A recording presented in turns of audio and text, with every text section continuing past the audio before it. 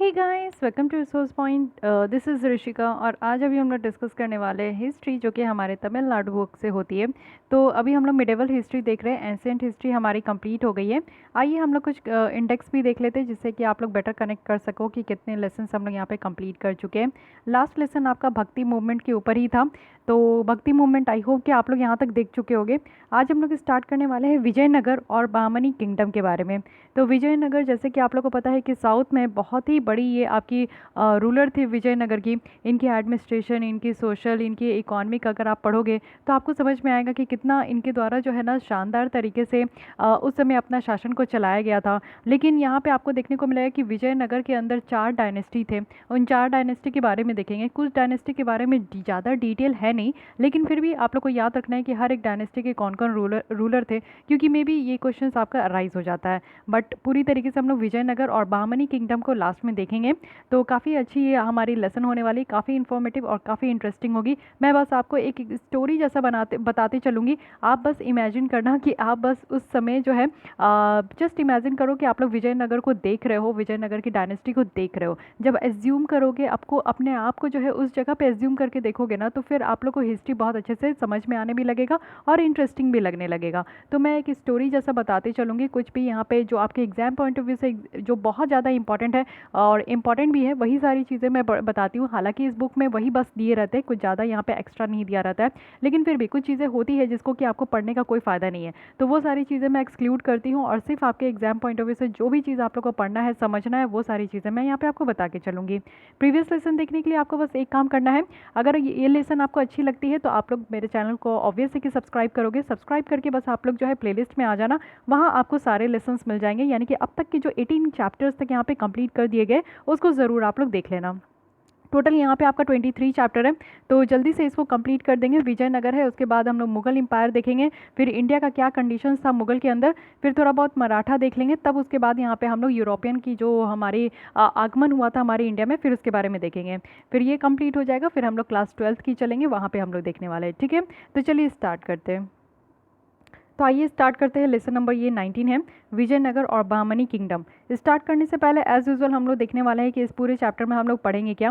तो सबसे पहले सोर्सेज देखेंगे। हालांकि सोर्सेज कभी आपके एग्जाम में पूछा नहीं जाता, बट हल्का फुल्का मैं यहाँ पे आप लोगों को बता ही देती हूँ, ताकि आप लोगों को अपना कुछ एक होता है ना कि पता चले कि हाँ, मुगल्स के बारे में जब आप पढ़ोगे तो आपको पता होना चाहिए कि कहाँ से इसकी सोर्सेज थी। मौर्यन के बारे में पढ़े आप, दिल्ली सल्तनत के बारे में पढ़े, तो इससे समझ में आता है कि अच्छा सोर्सेज कहाँ से ये सारी चीज़ जो है पता चला। तो उसी तरीके से थोड़ा सोर्सेज पे हम लोग फोकस करेंगे। पॉलिटिकल हिस्ट्री देखेंगे विजयनगर एम्पायर की, उसके बाद इनका एडमिनिस्ट्रेशन और सोशल लाइफ देखेंगे, जो कि काफ़ी शानदार है। तो वो आप लोग समझिएगा, काफ़ी अच्छा लगेगा आप लोगों को। Economic condition and again culture contributions देखेंगे, ये भी बहुत बड़ी चीज़ है। विजयनगर के अंदर आप लोग को पता है कि इनके शासनकाल में बहुत सारे टेम्पल्स का कंस्ट्रक्शन हुआ था। बहुत सारे ऐसे टेम्पल्स हैं जिनको कि बर्बाद कर दिया गया था, तोड़ दिया गया था, तो फिर उनको रिकंस्ट्रक्ट भी कराया गया था। और लास्ट में थोड़ा सा बहमनी किंगडम की ब्रीफ हिस्ट्री देखेंगे, शॉर्ट में यहाँ पे आप लोग को पता चलेगा। ठीक है, so let's start the video. तो अगर हम लोग हिस्ट्री देखें, सबसे पहले सोर्सेज देखते हैं कि विजयनगर के बारे में पता कहाँ कहाँ से चला। तो हिस्ट्री जो बताया जाता है विजयनगर एम्पायर का, इसमें बहुत सारे चैप्टर्स आपके इंपॉर्टेंट देखने को मिलेंगे, बट हम लोग यहाँ पे शॉर्ट में पढ़ने वाले हैं। 4 डायनेस्टीज़ के अंदर देखने को मिलेगा। एक तो है संगम, फिर आया सालुव, फिर तुलुवा, फिर यहाँ पे अराविडू। तो ये 4 यहाँ पे डायनेस्टी है जिसके द्वारा जो है यहाँ पे पूरे विजयनगर को रूल किया गया। जो सोर्सेज है यहाँ पे, अगर आप लोग विजयनगर को पढ़ना चाहते हो तो इसकी सोर्सेज आप लोग को 3 जगह देखने को मिलेंगे, लिटरेरी में, आर्कोलॉजिकल में और निमिस्मैटिक्स में। तो निमिस्मैटिक्स कहने का मतलब है कि जो सिक्कों वगैरह में आपको देखने को मिलता है ना, कि जो पुराने राजा होते थे, जैसे गुप्ता पीरियड में आपके गोल्ड कॉइन हुए, उसके बाद जो है आप लोग देखो कि इल्तुतमिश और मोहम्मद बिन तुगलक के द्वारा बहुत सारे कॉइन्स आपका इंट्रोड्यूस किया गया था, लॉन्च किया गया था। तो वो क्या करते थे ना कि उस समय कॉइन्स में अपनी कुछ विशेषता उसमें रखते थे। वैसे ही विजयनगर में भी बहुत सारे जो है ना इनके एम्पायर के द्वारा कॉइन यहाँ पे रिलीज़ किया गया था। तो इनके जितने भी शासक थे, वो जो कॉइन रिलीज़ करते थे उनमें उनकी कुछ विशेषता होती थी। तो उसको भी स्टडी करके ये पता किया जा सकता था कि वहाँ पे क्या चीज़ें फेमस थी, उस समय जो है कैसा सोसाइटी था, उस समय इकोनॉमिक में क्या प्रचलित था। जैसे कि आज की डेट में हमारे नोट्स में आप लोग देखते हो कि हम्पी आपको देखने को मिलता है, सांची स्तूप देखने को मिलता है, मंगलयान देखने को मिलती है 1000 के नोट्स में। तो ये क्यों देखने को मिलता है? क्योंकि हमारे इंडिया की वो पहचान है कि नहीं? तो पूरे इंडिया की, मान लीजिए इंडिया पूरा ख़त्म हो गया, कल को कोई और स्टडी करने आए, मान लीजिए कि डोनाल्ड ट्रंप यूएस हमारे इंडिया के बारे में स्टडी करना चाहते कि एक्चुअली इंडिया कैसा था, तो उनको करेंसी मिलेगी, तो करेंसी से पता चलेगा कि हाँ, इंडिया में कहीं ना कहीं जो है ना हम्पी था, कहीं ना कहीं ये सांची स्तूप था, मंगलयान कोई मिशन था हमारा, तो उसके बारे में डीप स्टडी किया जाएगा, है कि नहीं? आजकल तो everything is available on internet, but पहले के ज़माने में कोई इंटरनेट हुआ नहीं करता था, कहीं पे भी इस तरीके के डेटा अपडेट नहीं होते थे, तो वो लोग इन सारी चीज़ों से जो है ना वो समझते थे। जब आप लोग हमारे कॉइन को देखते हो, जो इंडियन रुपीज़ है, उसमें एम्बलम बना होता है, तो उससे वो पता कर सकते हैं कि अच्छा ठीक है, हमारे इंडियन के एम्बलम कैसे थे, उसमें क्या क्या साइन था, किसको हम लोग यहाँ पे जो है हम लोग लोटस हमारे यहाँ पे नेशनल फ्लावर है, तो सारी चीज़ें उस सारी चीज़ों से पता चलता है। वैसे यहाँ पे न्यूमिस्मेटिक है जो कि नोट से उस समय और सिक्कों से पता चलता था, नोट तो नहीं आए थे, आई थिंक कि सिक्के थे वहाँ पे, तो कॉइन से सारी चीज़ें जो स्टडी करते हैं ना उसको हम लोग न्यूमिस्मेटिक्स कहते हैं। आर्कोलॉजिकल है, जो कि आप लोग जानते ही हो कि कुछ साइट्स का एग्जावेशन करते हैं, तो उनसे खुदाई में उनको पता चलता है कि हाँ इस जगह पे क्या था, पहले क्या था, तो उन सारी चीज़ों को वो पकड़ते हैं। लिटरली है कि कुछ वहाँ पे जो लिटरेचर लिखा गया है, तो उस समय की लिटरेचर अगर कहीं आपको म्यूज़ियम में मिल जाए तो उसको पढ़ के भी समझ में आता है कि विजयनगर एम्पायर कैसा था। तो ये सारी चीज़ों से जो है ना सारी चीज़ें और सारी हिस्ट्री इकट्ठा की गई यहाँ पे विजयनगर एम्पायर के बारे में। अगर कुछ और सोर्सेज देखोगे तो सबसे ज़्यादा फेमस क्या होता है कि कुछ जो फॉरेन ट्रैवलर्स आते हैं, जैसे कि फांग यान आए हैं, योंग सांग आए हैं, तो वो सारे आते रहते हैं। चाइनीज़ ट्रैवलर भी बहुत आते हैं, फॉरेन ट्रैवलर्स भी आते हैं, तो वो इंडिया में जो देख कर जाते थे, उस समय जो भी शासक होते थे उनके शासन करने का तरीका देखते थे, उस समय जो सोसाइटी कैसा था, उस समय इकॉनमी कैसी थी, ये सारी चीज़ें वो आते थे, देखते थे, और उसको वो अपने कंट्री में जाकर वहाँ पे कुछ इंस्क्रिप्शन में वो लिखते थे, तो उनसे भी काफ़ी चीज़ें पता चलता था।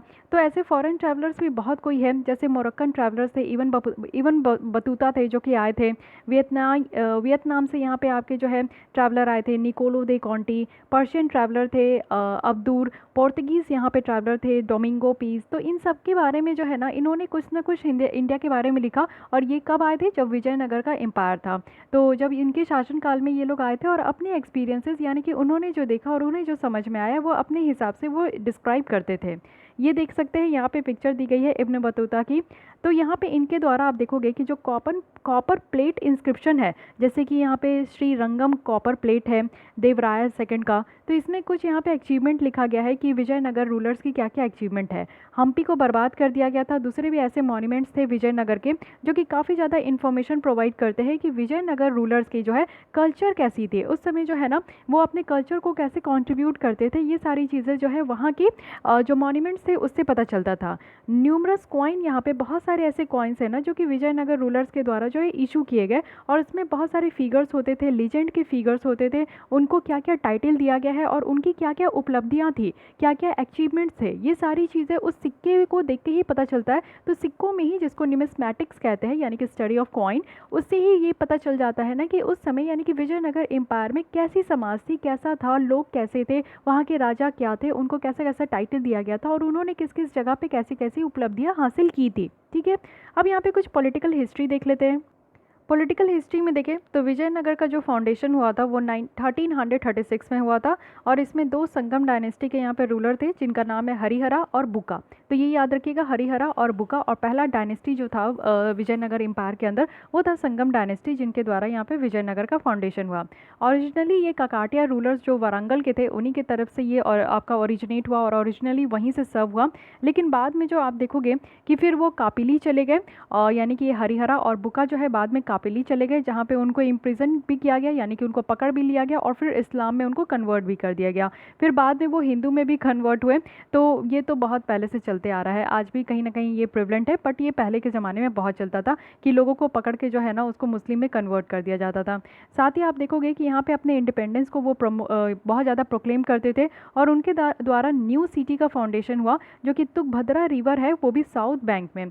तो साउथ बैंक में जो तुंगभद्रा रिवर है उसी के बगल में आपको एक न्यू सिटीज़ देखने को मिलेगा, जो कि इनके द्वारा यहाँ पे आपका फाउंडेशन हुआ, और इसको क्या कहा गया? विजयनगर, यानी कि विक्ट्री की सिटी, ऐसी शहर जो कि यहाँ पे जीत की सिटी है, इसलिए विजयनगर की मीनिंग भी आपसे पूछा जाए तो ये याद रखना है कि सिटी ऑफ विक्ट्री। उसके बाद यहाँ पे होसाला किंगडम जो थे उनके द्वारा जो आप देखोगे कि थोड़ा बहुत इनका जो राजगद्दी था, इनका जो शासनकाल था वो डिक्लाइन होने लगा। और इन्हीं के बाद जो है ना यहाँ पे हरिहरा और बुक्का को ये पावर मिल गया कि वो अपने राजगद्दी को और अपने किंगडम को और ज़्यादा बढ़ा सके, जस्ट बिकॉज क्योंकि होयसाला किंगडम जो है थोड़े वीक पड़ रहे थे।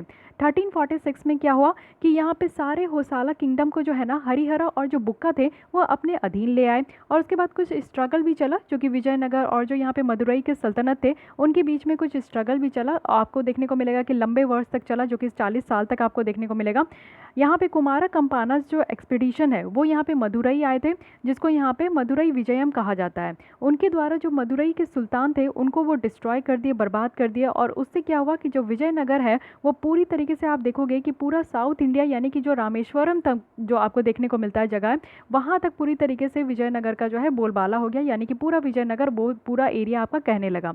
जो कॉन्फ्लिक्ट देखने को मिला विजयनगर एम्पायर और बामनी किंगडम के बीच में, ये काफ़ी सालों तक चलते रहा। और ये जो डिस्प्यूट हो रहा था ये रायचूर द्वाब में हो रहा था। रायचूर द्वाब बहुत ज़्यादा इंपॉर्टेंट है, काफ़ी एग्जाम में पूछा गया है, तो ये आपको याद रखना है। द्वाब कहने का मतलब क्या होता है? द्वाब कहने का मतलब है कि वो रीजन जो कि आपका दो रिवर के बीच में जब कोई भी आपका जगह होता है, चाहे वो थोड़ी ज़मीन ही क्यों ना हो, तो उसको हम लोग द्वाब कह देते हैं। तो वो रीजन जो कि दो रिवर्स के बीच में था, एक था कृष्ण और एक था यहाँ पे तुंगभद्र। और साथ ही यहाँ पे आपको फर्टाइल एरिया भी देखने को मिलेगा कृष्णा गोदावरी वाला डेल्टा रीजन में। वो तो आप लोग भी जानते होंगे कि कितना ज़्यादा फर्टाइल एरिया है आज की भी डेट में। अगर हम लोग संगम डायनेस्टी के यहाँ पे ग्रेटेस्ट रूलर की बात करें तो वो यहाँ पे देवराया द्वितीय थे।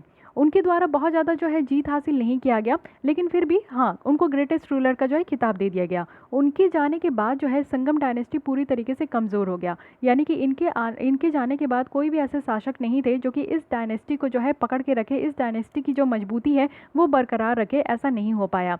इसके बाद आपका नेक्स्ट डायनेस्टी आ गया जो कि सालुवा डायनेस्टी है, और इसका जो फाउंडेशन हुआ था वो सालुवा नरसिम्हा के द्वारा किया गया था। ये सिर्फ ओनली थे जो कि यहाँ पे शासन किए थे, लेकिन इनका बहुत छोटा ही पीरियड था, यानी कि आप लोग देख सकते हो कि 1486 से 1509 तक ही ये यहाँ पे शासन कर पाए थे। इनके बारे में मच इन्फॉर्मेशन अवेलेबल नहीं है, तो इसके बारे में हम लोग उतना ज़्यादा नहीं पढ़ने वाले। डायरेक्ट हम लोग जंप करेंगे जो थर्ड डायनेस्टी है विजयनगर की, तुलुवा डायनेस्टी, इसके बारे में देखेंगे। तुलुवा डायनेस्टी को जो यहाँ पे फाउंड किया गया था वो वीरा नरसिम्हा के द्वारा किया गया था। Please don't be confuse between Saluva Narasimha and Veera Narasimha. Saluva Narasimha आपको याद रखना है, सालुवा नरसिम्हा जो है वो सालुवा डायनेस्टी को यहाँ पे फाउंड किए थे, और वीरा नरसिम्हा जो है ना वो यहाँ पे तुलुवा डायनेस्टी को यहाँ पे फाउंड किए थे। जो ग्रेटेस्ट रूलर यहाँ पे कहा जाता है कि विजयनगर रूलर के ग्रेटेस्ट सबसे महान शासक कौन थे, तो वो कृष्णदेव राय थे, जो कि यहाँ पे तुलुवा डायनेस्टी से ही ये आपका बिलोंग करते थे। इनके द्वारा बहुत अच्छा खासा मिलिट्री एबिलिटी था, और इनके द्वारा कुछ पर्सनैलिटीज़ है जो भी आप देखते हो कि इंटेलेक्चुअल क्वालिटी थी, बहुत ही ज़्यादा इनके पास बुद्धिमत्ता था, बहुत ही इनोवेटिव आइडिया के थे, इनके अंदर बहुत ही ज़्यादा इनोवेटिव आइडिया था, तो बहुत ही ज़्यादा इनको जो है ना एक यूनिक माना जाता था। इनका जो पहला काम था कि जो बामनी फोर्सेस जो हमारे कंट्रीज़ में आ रहे थे, विजयनगर में आ रहे थे, उसको सही तरीके से चेक करना है। और उसी टाइम में जो बामनी किंगडम है ना उनको डेक्कन सल्तनत के द्वारा जो है आपका रिप्लेस कर दिया गया, यानी कि बामनी किंगडम को हटाकर वहाँ पे डेक्कन सल्तनत को जो है स्थापित कर दिया गया। मुस्लिम आर्मीज भी जो है वो यहाँ पे बैटल ऑफ दीवानी, ये याद रखिएगा, बैटल ऑफ दीवानी में काफ़ी ज़्यादा हार हुआ था मुस्लिम आर्मीज़ का, और ये बैटल ऑफ दीवानी जो है आपका कृष्णदेव राय के द्वारा ही यहाँ पे आपका लड़ा गया था। ये रहे कृष्णदेव राय, ऐसी कुछ इनकी प्रतिमा थी, तो ध्यान रखिएगा। उसके बाद रायचूर द्वाब जो कि काफ़ी फर्टाइल लैंड था और काफ़ी अच्छा एरिया था, वहाँ पे इनके द्वारा जो है इंटर किया गया। लेकिन यहाँ पे अगर आप देखोगे तो कृष्णदेव राय जो है ना, यहाँ पे जो इस्माइल आदिल शाह थे, यानी कि ये बीजपुर के सुल्तान थे, उनको हरा दिया गया, और जो रायचूर है यानी कि जो रायचूर द्वाब वाला जो सिटी है वो पूरी तरीके से कैप्चर कर लिया गया। धीरे धीरे जो है ना ये बहुत ही ज़्यादा जो है महान बन रहे थे, बहुत ही ज़्यादा जो है इनका एरिया बढ़ते जा रहा था। कृष्णदेव राय की बात करें तो उड़ीसा कंपेंज भी इनका काफ़ी ज़्यादा सक्सेसफुल रहा। इन्होंने वहाँ के जो यहाँ पे आप देखोगे कि गाजापट्टी रूलर थे उनको भी हरा दिया, और पूरा तेलंगाना जो तेलंगाना वाला रीजन है उसको अपने अधीन ले लिया, उनको भी पूरा जीत हासिल कर लिया। लेकिन यहाँ पे अगर इनके कैरेक्टरिस्टिक के बारे में बात करें तो कृष्णदेव राय जो है ना ऐसा नहीं थे कि कुछ एक पर्टिकुलर रिलीजन को मानते थे, ये सारे रिलीजन को इक्वली मानते थे, और सारे रिलीजन को जो है ना ये अपने आप में जो है उसको बहुत रिस्पेक्ट भी करते थे। साथ ही आप देखोगे कि इनका लिटरेचर में भी बहुत ज़्यादा इंटरेस्ट था, आर्ट में भी बहुत ज़्यादा इंटरेस्ट था, इसलिए इनको उस समय जो है ना आंध्र भोज भी कहा जाता था। वेरी इंपॉर्टेंट टर्म, आंध्र भोज क्या था ये पूछा जा सकता है। और साथ ही साथ किनके द्वारा ये आपका जो है ये किसके लिए ये वर्ड आया है, आंध्र भोज। तो आंध्र भोज जो है ये कृष्ण देव राय के लिए ये वर्ड आया है।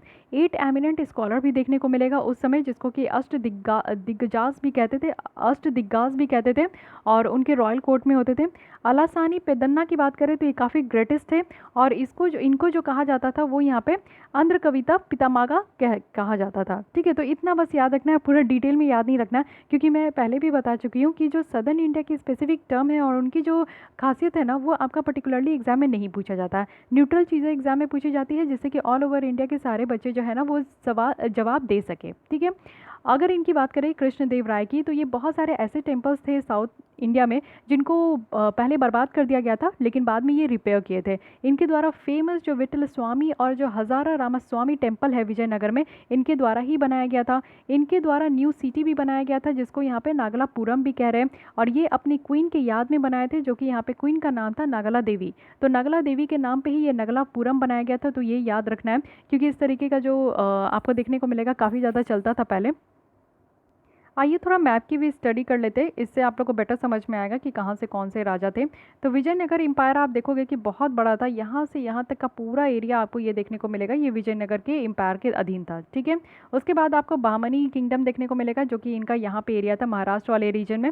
और विजयनगर एम्पायर में आप लोग मोस्टली देख सकते हो कि आज का जो केरल है, कर्नाटक है, साथ ही साथ तमिलनाडु है, और थोड़ा बहुत आंध्र प्रदेश वाला रीजन, ये सारे रीजन यहाँ पे समाया हुआ है, जिसको हम लोग विजयनगर एम्पायर कह रहे हैं। एक और फिगर यहाँ पे मैप आप लोग देख लीजिए, जिसमें कि आप लोग को पता चलेगा कि रायचूर द्वाब कहाँ था। तो ये रायचूर द्वाब आपको यहाँ पे आंध्र प्रदेश और जो कर्नाटक का बॉर्डर है ना, वहाँ पे देखने को मिलेगा। ठीक है, हम्पी भी आप लोग को कर्नाटक में देखने को मिलता है, लोकेशन देख लीजिए। उसके बाद अनंतपुर है, फिर यहाँ पे पेनुकोंडा है। तो ये सारे कुछ इंपॉर्टेंट लोकेशन है जो कि विजयनगर एम्पायर में आपको देखने को मिलेगा। ये रेड कलर की जो इतना देखने को मिल रहा है, ये पूरे तरीके से विजयनगर एम्पायर का ही यहाँ पे दर्शाया जा रहा है। तो थोड़ा बहुत ध्यान रखिएगा, तो आप लोग को समझ में आएगा बेटर तरीके से। मैप देखने से क्या होता है कि एक क्लियरिटी निकल कर आती है माइंड में। ओके, तो अब इसके बाद देखते हैं कि इनके डेथ के बाद क्या हुआ, कि यहाँ पे अच्युत देव और जो वेनकाटा थे, उनके द्वारा इस गद्दी को जो है आगे बढ़ाया गया। इनके शासनकाल में अगर हम लोग राम राया के शासनकाल में देखें तो कंबाइंड फोर्स था, यानी कि बीजपुर, अहमदनगर, गोलकोंडा, बिदर, ये सारे जो है ना एक साथ आ गए थे, और इनको जो है ना ये इनको हरा दिया गया था, वो भी बैटल ऑफ तलाईकोटा में, जो कि 1565 में हुआ था। ये बैटल को राक्षस टांगड़ी भी कहते हैं, तो ये भी ध्यान रखिएगा, पूछा जा सकता है कि राक्षस टांगड़ी किसको कहते हैं, तो ये बैटल ऑफ तलाईकोटा को कहते हैं। साथ ही साथ राम राया आप देखोगे कि इनको इम्प्रिजनमेंट कर दिया गया था, यानी कि इनको जो है ना जेल में रख दिया गया था, और सिटी ऑफ विजयनगर इसके बाद से ये समझा गया था कि डिस्ट्रॉय हो रहा है, पूरी तरीके से बर्बाद हो रहा है, यानी कि एंड हो चुका था विजयनगर एम्पायर का। तो 3 डायनेस्टी हम लोग देखे हैं, जिसके थ्रू ये देखने को मिला कि विजयनगर एम्पायर जो है वो एंड हो चुका है। बट एक लास्ट जो डायनेस्टी था अरायवेदु जो डायनेस्टी है, इसमें भी ये देखने को मिला है कि थोड़ा बहुत जो है इसके शासक थे जो कि अपना शासन किए थे। थिरुमाला है, श्रीरंग है, वेंकटा द्वितीय है, जिनके द्वारा जो है यहाँ पे इस डायनेस्टी को चलाया गया था। तो थोड़ा बहुत यहाँ पे थे। लास्ट रूलर अगर आप लोग विजयनगर किंगडम का याद रखना चाहते हो तो ये श्रीरंगा तृतीय थे, ये ध्यान रखना है। ठीक है, क्योंकि ये सारी क्वेश्चंस बहुत ज़्यादा फैक्चुअल हो जाते हैं, तो इट मे बी आस्क्ड। तो इस तरीके से हम लोग देखें कि कैसे चला यहाँ पे विजयनगर। अब एक एक करके देखेंगे कि एडमिनिस्ट्रेशन कैसा था, सोशल लाइफ कैसा था। पहले देखते हैं कि इनके टाइम में एडमिनिस्ट्रेशन कैसा था। एडमिनिस्ट्रेशन की बात करें तो बहुत ही अच्छे तरीके से वेल ऑर्गेनाइज था। यहाँ पे जो भी राजा होते थे ना, उनको बहुत ज़्यादा ऑथोरिटी दिया जाता था, और ऑथोरिटी उनको हर एक चीज़ में होता था, एग्जीक्यूटिव में भी, जुडिशियल में भी, लेजिस्लेटिव मैटर में भी। मीन्स आप लोग समझ सकते हो कि उस समय के जो राजा होते थे, आज का जो हमारा पार्लियामेंट है ना, वो उस समय के मात्र एक राजा होते थे। आज की डेट में हमारे पार्लियामेंट में कानून बनाने का अधिकार है। हमारे पार्लियामेंट को जो है आप लोग देखते हो कि इसमें कुछ एग्जीक्यूटिव होते हैं जिसको हम लोग प्राइम मिनिस्टर बोलते हैं, और लेजिस्लेटिव होते हैं जो कि कानून बनता है, जुडिशरी एक अलग है आज की डेट में। तो ये तीनों आज की डेट में अलग अलग बॉडी है, लेकिन फिर भी हमारे देश में जो है ना आपको सब कुछ उतने तरीके से अच्छे तरीके से नहीं देखने को मिलेगा। लेकिन पहले के टाइम में आप लोग देखिए कि शासक के पास जो था उस समय सारी पावर्स थी, लेजिस्लेटिव पावर भी थी, उनको कानून बनाने का अधिकार था, वो इम्प्लीमेंट भी करते थे। साथ ही अगर उसके कानून को अगर कोई मानता नहीं था तो उनको दंड भी वही देते थे, यानी कि सुपर पावर मैन। तो उस समय के जो राजा थे ना, वो अकेले ही सारा पावर निभाते थे। तो आप लोग सोच सकते हो कि कितना बड़ा पद उनका होता होगा, नहीं। और ये हाईएस्ट कोर्ट ऑफ अपील था यहाँ पे।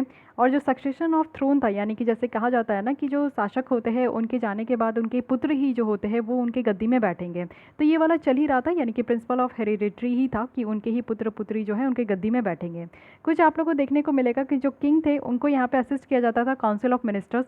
वैसे ही जैसे हमारे यहाँ पे सेंटर में आपको प्राइम मिनिस्टर के साथ काउंसिल ऑफ मिनिस्टर देखने को मिलेंगे, स्टेट में जो है चीफ मिनिस्टर के साथ काउंसिल ऑफ मिनिस्टर देखने को मिलेंगे। तो उस समय राजा के साथ भी जो है ना काउंसिल ऑफ मिनिस्टर होते थे, जो कि उनको सलाह मशवरा देते थे कि कैसे काम करना है, क्या काम करना है। जो एम्पायर था पूरी तरीके से वो डिवाइडेड था डिफरेंट एडमिनिस्ट्रेटिव यूनिट में। इसको मंडलम्स कहते थे, नाडुस कहते थे, स्थल कहते थे और फाइनली ग्राम्स कहते थे। तो जो गवर्नर थे मंडलम के उनको यहाँ पे मंडलेश्वर कहते थे या फिर नायक कहते थे। तो इसको भी थोड़ा बहुत ध्यान रखिएगा, ऐसी क्वेश्चंस नहीं पूछी जाती है बट आप लोगों को पता होना चाहिए।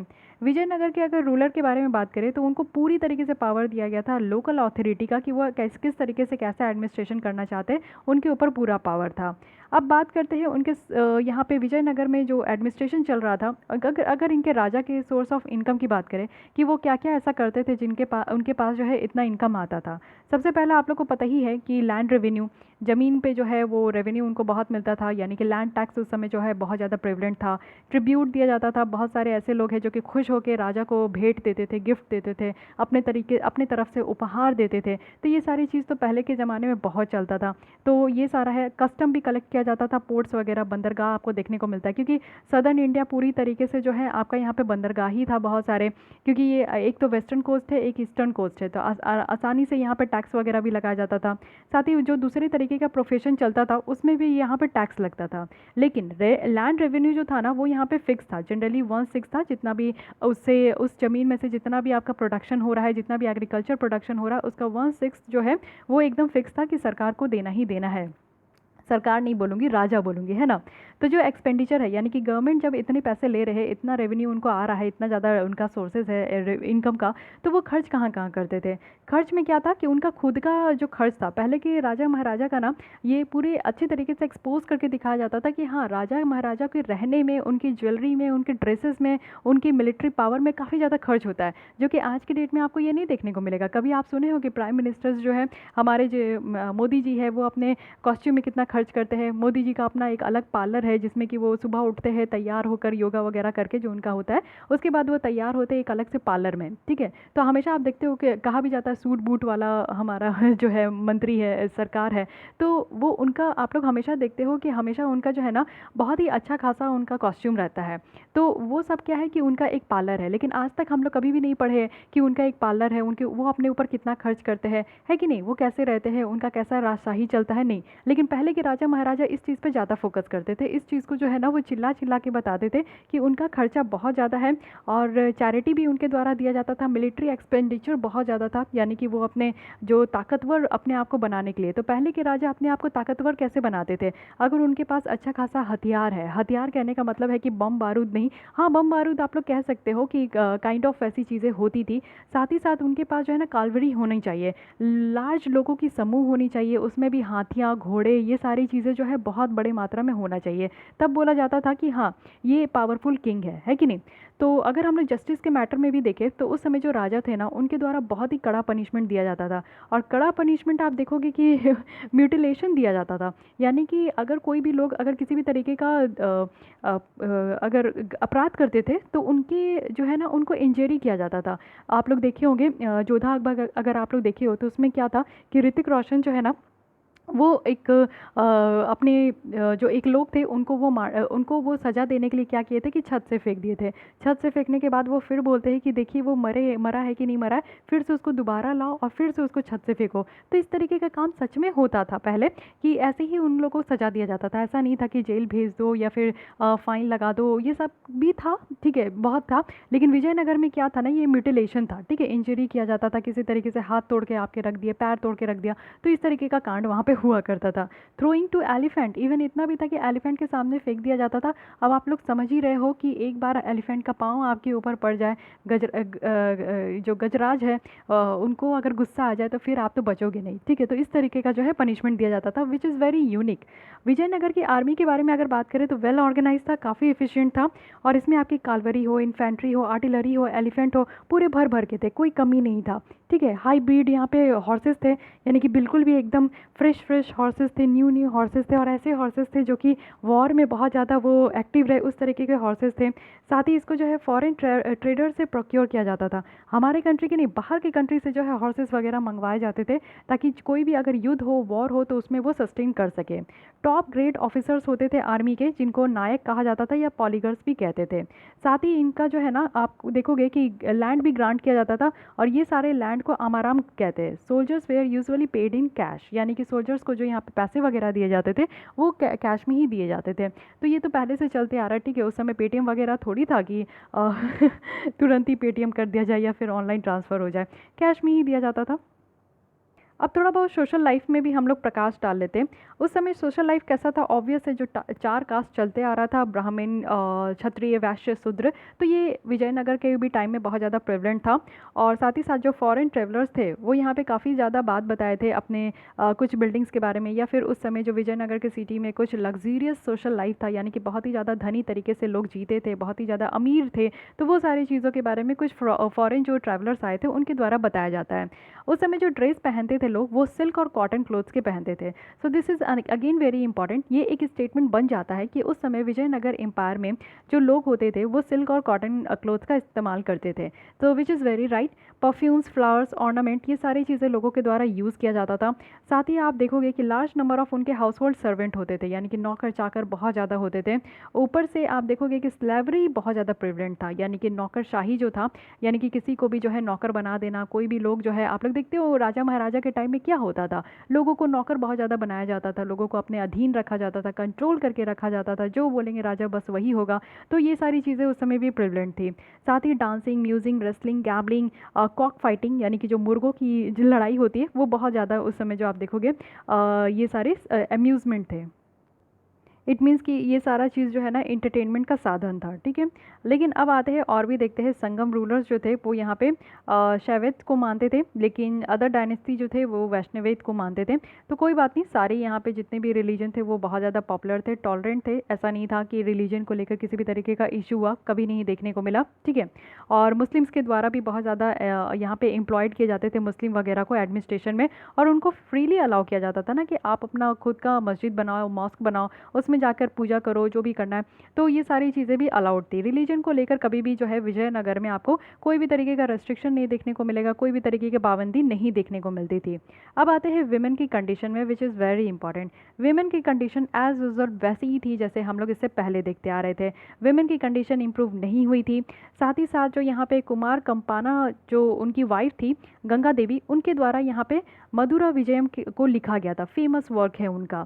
साथ ही साथ आप देखोगे तो यहाँ पे जो रॉयल प्लेस में एक नंबर ऑफ़ वुमेन थी जो कि रॉयल प्लेसमेंट्स में वो मीन्स बड़े बड़े जो आपका पैलेसेस होता था वहाँ पे उनको एम्प्लॉय किया गया था, यानी कि वो नाच वाच भी करती थी, डांस करती थी, डोमेस्टिक सर्वेंट थी। साथ ही ये सारे काम उनके द्वारा किया जाता था।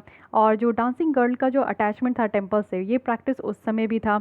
देवदासी सिस्टम जिसको कहते हैं कि रात में जो है वो मीन्स दिन में जो है वो डांस करती थी औरतें वहाँ। पॉलीगैमी भी था, यानी कि एक पुरुष और एक राजा जो थे उनको ये हक था कि एक से ज़्यादा वो रानियाँ रख सकते थे, ठीक है। तो हम लोग मूवी में भी देखे काफ़ी ज़्यादा, आप लोग पद्मावत देख लो, ठीक है, या फिर हाँ पद्मावत ही आप लोग, नहीं पद्मावत में तो नहीं था, उससे पहले जो था बाजीराव मस्तानी, उसमें भी आप लोग देखे हो।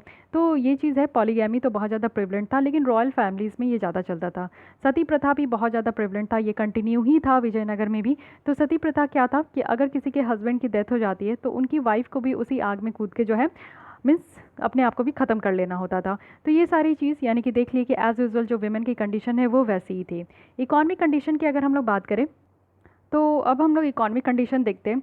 अगर यहाँ पे हम लोग कुछ फॉरेन ट्रैवलर्स के थ्रू देखें, उनके द्वारा जो बताया गया था कि कैसा था विजयनगर एम्पायर, तो उस समय बताया जाता था कि वर्ल्ड का सबसे वेल्दिएस्ट पार्ट था, यानी कि सबसे धनी शहर था, सबसे धनी जगह था, आप कह सकते हो विजयनगर उस समय का। क्योंकि आप लोग देख ही रहे हो, शुरू से एडमिनिस्ट्रेशन भी देख रहे हो कि राजा अपने आप को जो है बहुत शाही तरीके से रखते थे, बहुत बड़े बड़े पैलेसेस थे, विमेन की कंडीशन इतनी डिट्रॉइटिंग थी।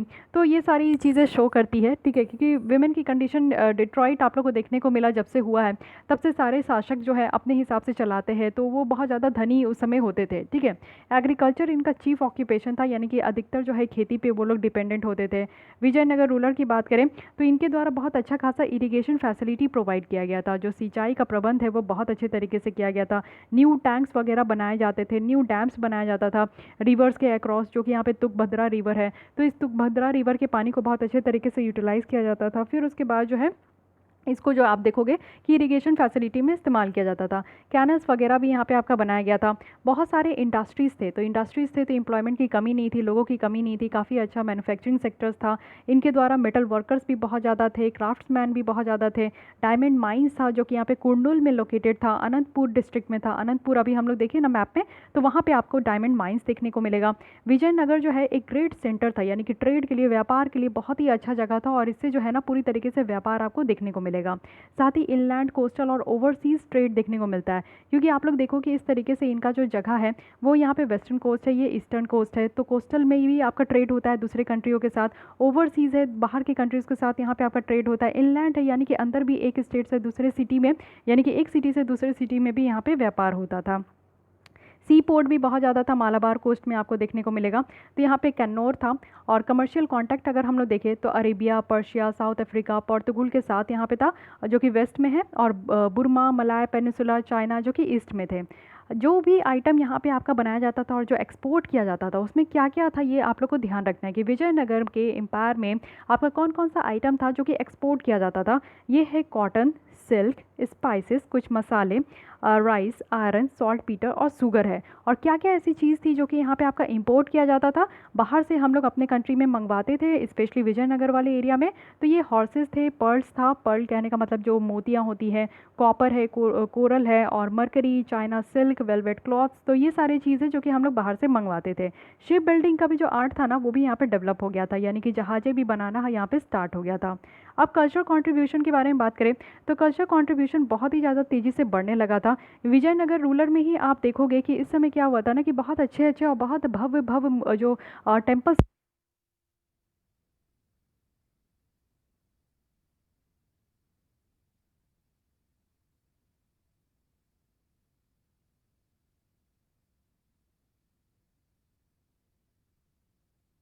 खूबसूरती होती है, वहाँ के टेम्पल की अलग ही खासियत होती है। एक सेकंड ये देख लीजिए, इस तरीके का आपको देखने को मिलेगा। ये गोपुरम है, इतने बड़े बड़े, और इतने बड़े में भी आपको जो नक्काशी और जो वर्क देखने को मिलेगा वो इतना ज़्यादा खूबसूरत होता है ना कि उसकी जितनी भी प्रशंसा करूँ वो कम ही है। और इन सब पिलर्स में आपको देखने को मिलेगा कि जो हॉर्सेस थे वो बहुत ज़्यादा कॉमन एनिमल्स थे, ये पिलर्स में भी आपको देखने को बनाए जाते थे इस तरीके से, जिसमें 100 पिलर्स होते थे और 1000 पिलर्स भी होते थे बड़े बड़े टेम्पल्स में। तो ये सारी उनकी खूबसूरती का एक पहचान था। मोस्ट इंपॉर्टेंट टेम्पल्स अगर आप देखोगे विजयनगर में, जो कि यहाँ पे हम्पी था लेकिन बाद में इसको बर्बाद कर दिया गया था, और वितल स्वामी था, हज़ारा यहाँ पे रामास्वामी है जो कि बहुत ही ज़्यादा बेस्ट एग्जाम्पल कहा जाएगा इस जगह के टेम्पल्स के लिए, ठीक है।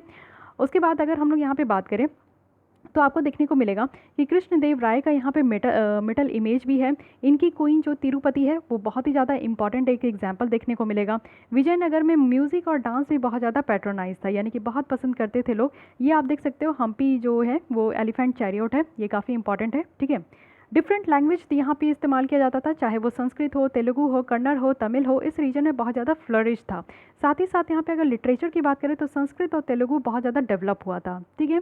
यहाँ पे बहुत ज़्यादा पोइट वगैरह भी थे जिसको यहाँ पे पैट्रोनाइज किया जाता था। तो ये सारी चीज़ें रही, all the details about the Vijayanagara empire. हम लोग पूरी डिटेल्स में देखें कि विजयनगर एम्पायर में आपके 4 डायनेस्टी थे।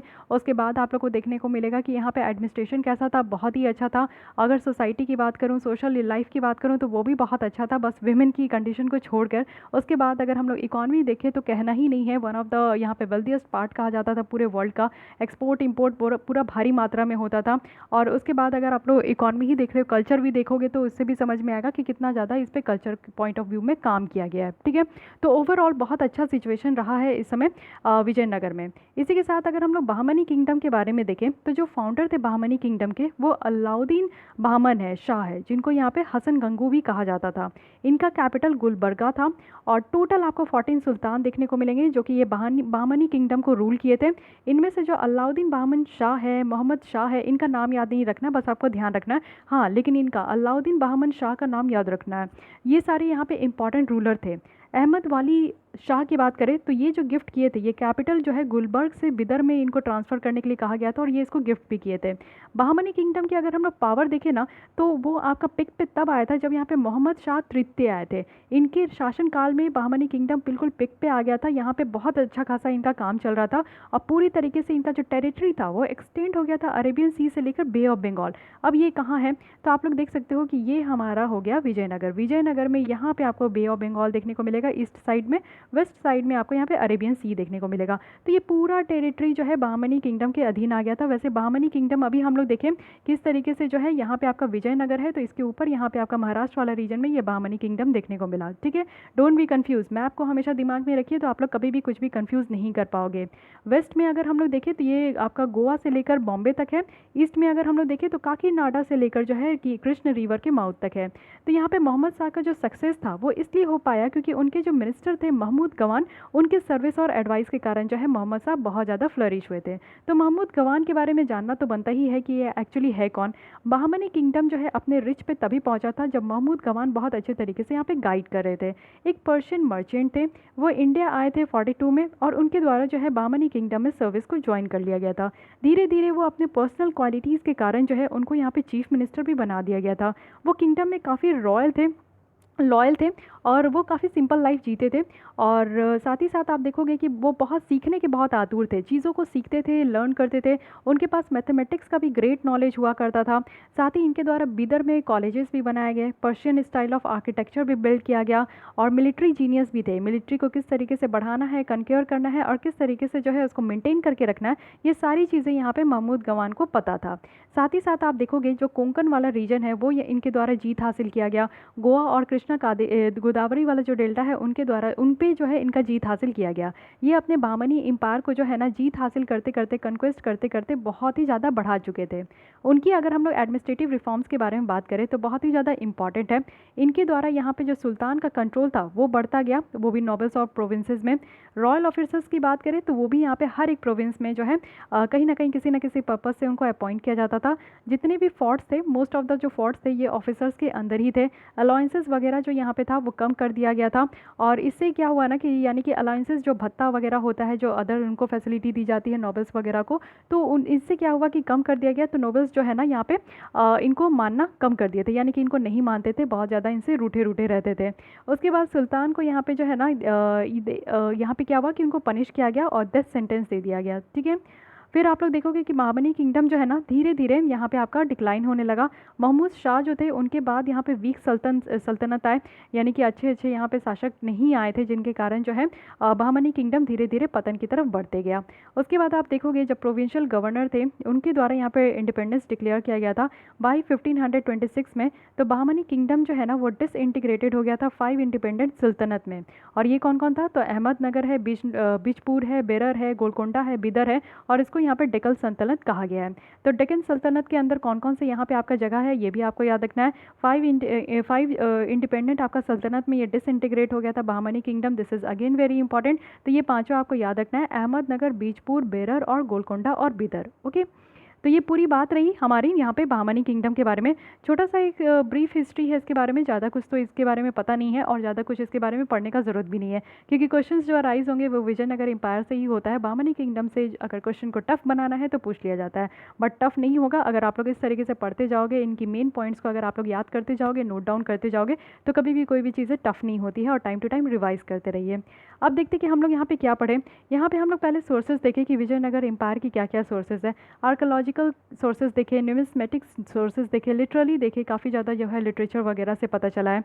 4 डायनेस्टी के बारे में देखें, कृष्णदेव राय जो है वो यहाँ पे बहुत ज़्यादा महत्वपूर्ण रोल प्ले किया गया इनके द्वारा और इन्हीं के शासनकाल में हम लोग देखे हैं कि विजयनगर बहुत ही ज़्यादा फ्लरिश हुआ। एडमिनिस्ट्रेटिव सिस्टम देखे हैं जिसमें कि इनका जो कार्यकाल था वो बहुत अच्छा था, वेल ऑर्गेनाइज था, साथ ही आर्मी वगैरह को भी बहुत अच्छे से रखते थे। उसके बाद सोशल लाइफ भी देखे हैं कि सोशल लाइफ बहुत अच्छा था, एग्रीकल्चर वगैरह पे डिपेंड थे। साथ ही इनका जो राजा थे, इनके पास एग्जीक्यूटिव, लेजिस्लेटिव और जुडिशियल पावर भी था। इकोनॉमिक कंडीशन की बात करें तो एग्रीकल्चर इनका मेन ऑक्यूपेशन था। सोर्सेस ऑफ रेवेन्यू बहुत ज़्यादा था, खर्चे सिर्फ वो खुद पे ज़्यादा करते थे। साथ ही साथ उनका जो एक्सपोर्ट इंपोर्ट था काफ़ी ज़्यादा था। तो याद रखिएगा कौन कौन सी चीज़ें यहाँ से आपका विजयनगर एम्पायर से एक्सपोर्ट किया जाता था और कौन कौन सी ऐसी चीज़ें हैं जो कि हम लोग इम्पोर्ट करते थे। साथ ही अगर वीमेन की कंडीशन देखें तो वो डिट्रॉइट ही था। लिटरेचर, आर्ट एंड आर्किटेक्चर तो आप लोग समझ ही गए हो। बहामनी किंगडम और महमूद गवान्स की जो अचीवमेंट है वो आप लोग को ध्यान रखना है, ठीक है। सो इतने सारे टॉपिक्स हम लोग कंप्लीट कर लिए। आई होप कि आपको ये स्टोरी अच्छी लगी होगी और कहीं पे भी कोई कन्फ्यूज़न नहीं क्रिएट हुआ होगा। फिर भी आपको कोई कन्फ्यूज़न क्रिएट होता है तो प्लीज़ मुझे आप लोग कमेंट कर सकते हो, मैं आप लोग के आंसर ज़रूर दूंगी। और अगर इस तरीके की लेसन आपको अच्छी लगती है तो लाइक कीजिए, जिससे मुझे मोटिवेशन मिलता है। और अगर आपको ये लेसन अच्छा लगा है और आप चाहते हो कि नेक्स्ट लेसन आपसे मिस ना हो तो उसके लिए आप डेफिनेटली सब्सक्राइब कर लेना। तो आज के लिए बस इतनी। और हाँ, काफ़ी बच्चे इसकी PDF की डिमांड कर रहे थे, तो टेलीग्राम चैनल मेरी ज्वाइन कर लीजिए जो कि रिसोर्स पॉइंट UPSC के नाम से है। आप सर्च करोगे आपको मिल जाएगा वहाँ पे टेलीग्राम में।